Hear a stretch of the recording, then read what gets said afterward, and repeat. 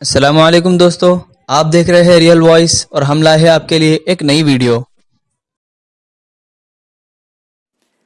دوستو 51 کا ہندسہ نہ صرف عام امریکیوں کے لیے بلکہ پوری دنیا کے لیے ایک پراسرار ہندسہ ہے۔ جی ہاں دوستو، آپ صحیح سمجھے، میں بات کر رہا ہوں ایریا 51 کی۔ دوستو آج کی اس ویڈیو میں ہم ایریا 51 کیا ہے، اس کی اتنی پر اسراریت کیوں ہے، یہ علاقہ اتنا کیوں چھپایا جاتا ہے، ان سب کے بارے میں جانیں گے۔ دوستو عام طور پر امریکہ کا یہ پر اسرار علاقہ ایک ایسے ریسرچ سینٹر کے طور پر مشہور ہے جہاں اڑن تشتریوں یعنی UFO اور خلائی مخلوق پر تحقیق کی جاتی ہے۔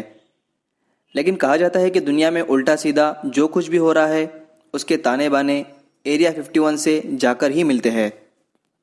دوستو ایریا 51 ایک ایسا علاقہ ہے جہاں پرندوں کو بھی پر مارنے کی اجازت نہیں ہے، ایک ایسا علاقہ کہ جہاں عام انسانوں کو دیکھتے ہی گولی مار دینے کا حکم ہے۔ اس علاقے کی نہ صرف زمین کے ایک ایک انچ کو سیل کر دیا گیا ہے بلکہ علاقے کی فضا کو بھی نو فلائی زون قرار دے دیا گیا ہے۔ آخر اس ویران علاقے میں ایسا کیا ہوتا ہے؟ دوستو ایریا 51 کے بارے میں امریکہ کے صدر کو بھی اتنی ہی معلومات دی جاتی ہے جتنی ضروری ہوتی ہے۔ اس کے علاوہ وہ بھی اس بات سے واقف نہیں ہوتا کہ اس مقام پر کیا ہو رہا ہے۔ تو آئیے دوستو اس ایریا 51 کا لوکیشن جان لیتے ہیں۔ دوستو نیواڈا 50 امریکی ریاستوں میں سے غیر معروف یعنی زیادہ مشہور ریاست نہیں ہے۔ اس کے مغرب میں کیلیفورنیا، شمال میں ایریگون اور ایڈاہو، اور مشرق میں اوٹاوا اور جنوب مشرق میں ایریزونا ہے۔ دوستو اس کا رقبہ 1,10,567 مربع میل ہے اور رقبے کے اعتبار سے یہ امریکہ کی 7ویں بڑی ریاست ہے، اور یہی وہ خصوصیت ہے جس نے اسے شاید مستقبل قریب کے ایک بہت بڑے دجالی منصوبے کی تجربہ گاہ بنا دیا ہے۔ دوستو ریاست نیواڈا کو انتظامی طور پر 51 مربع قطاعات میں تقسیم کیا گیا ہے۔ ان حصوں کو 1 سے لے کر 51 نمبر دیے گئے ہیں اور قطعہ نمبر 51 خصوصی اہمیت کا حامل ہے، اور اس میں دجال کا اہم ترین منصوبہ پروان چڑھایا جاتا ہے۔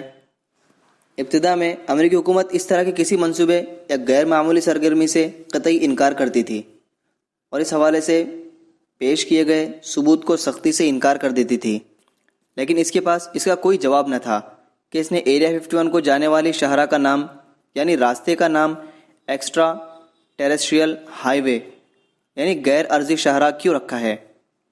اس شاہراہ کا سرکاری طور پر روٹ نمبر 375 تھا۔ اس کا یہ غیر معمولی نام رکھا جانا اپنے اندر چونکا دینے والی حیرانی کے لیے ہوا تھا۔ اس کی وجہ سے اس ایریا کو لے کر اور حیرانی بڑھنے لگی۔ دوستو آپ اس ایریا کا نام انجانی مخلوق کا راستہ بھی لے سکتے ہیں۔ کیا یہ واقعی UFO کا ہائی وے تھا؟ کیا اس علاقے میں واقعی خلائی مخلوق موجود تھی؟ ان سوالوں نے اس علاقے کو اور بھی پر اسرار بنا ڈالا۔ امریکہ اس علاقے میں ہونے والی تحقیق کو کیوں چھپا رہا ہے؟ خلائی مخلوق کی موجودگی کا کہہ کر دنیا کو کیوں ڈرا رہا ہے؟ دوستو 2 جولائی 1947 کو نیو میکسیکو میں ہونے والے ایک حادثے کی خبر پوری دنیا میں جنگل کی آنکھ کی طرح پھیل گئی۔ دوستو اس دن UFO آ کر گری تھی اور اس UFO میں خلائی مخلوق یعنی ایلین بھی سوار تھے، اور یہ خبر بھی ملی کہ ایلین کو حراست میں لے لیا گیا ہے۔ لیکن امریکہ نے دنیا کو دکھانے کے لیے اس وقت کے اخبارات میں ایک دھندلی سی تصویر چھپوا دی اور دعویٰ کیا کہ یہ حادثے میں ایلین مر گئے ہیں۔ لیکن پھر اچانک کسی نے ایلین کے پوسٹ مارٹم کی رپورٹ لیک کر دی۔ اس خبر کے لیک ہوتے ہی پوری دنیا میں خوف چھا گیا، اور اسی وقت امریکی حکومت نے اپنا بیان بدل دی اور دعویٰ کیا کہ انہوں نے اڑن تشتری نہیں بلکہ موسمی غبارہ برآمد کیا ہے۔ اس کے بعد سے خلائی مخلوق کے بارے میں امریکہ کی طرف سے کوئی خبر اخبارات میں نہیں آئی۔ دوستو ذرا سوچنے کی بات ہے کہ امریکہ کیا واقعی اپنے لوگوں کو خلائی مخلوق سے محفوظ رکھنا چاہتا تھا، یا یہ کہ عام لوگوں کو ایریا 51 سے دور رکھنے کی سازش تھی؟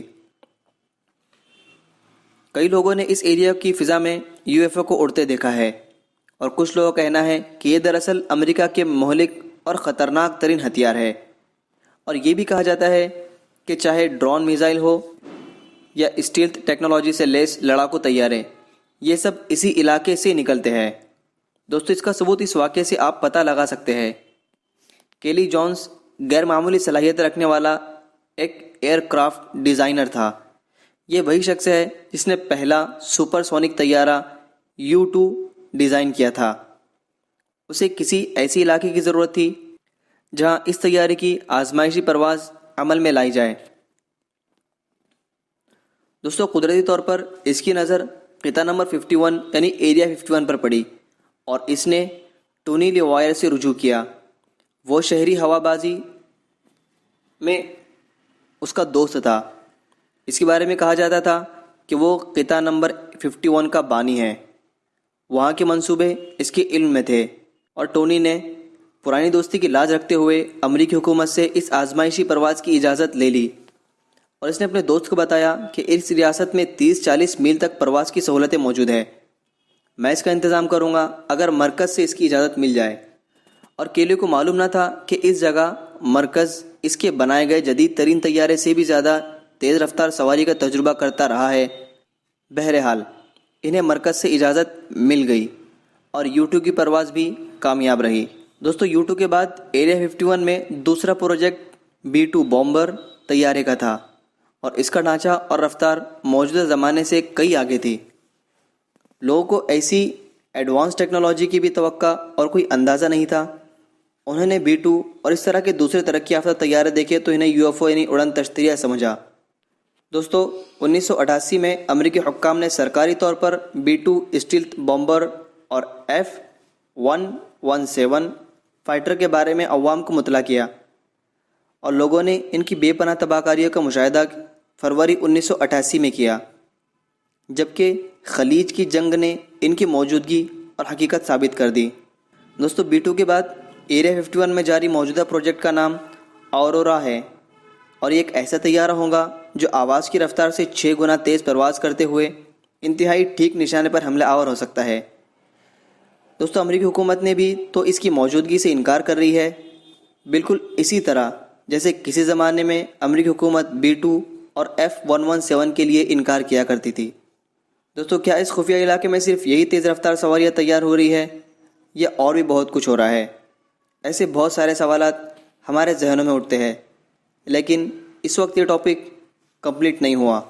آج کی ویڈیو میں بس اتنا ہی۔ امید کرتا ہوں آپ کو یہ ویڈیو پسند آئی ہو۔ اس ویڈیو کو شیئر کیجئے اور مزید اس طرح کی ویڈیو حاصل کرنے کے لیے سبسکرائب کیجئے۔ اب ملاقات ہوگی اگلی ویڈیو میں، تب تک اپنا خیال رکھیں۔ اللہ حافظ۔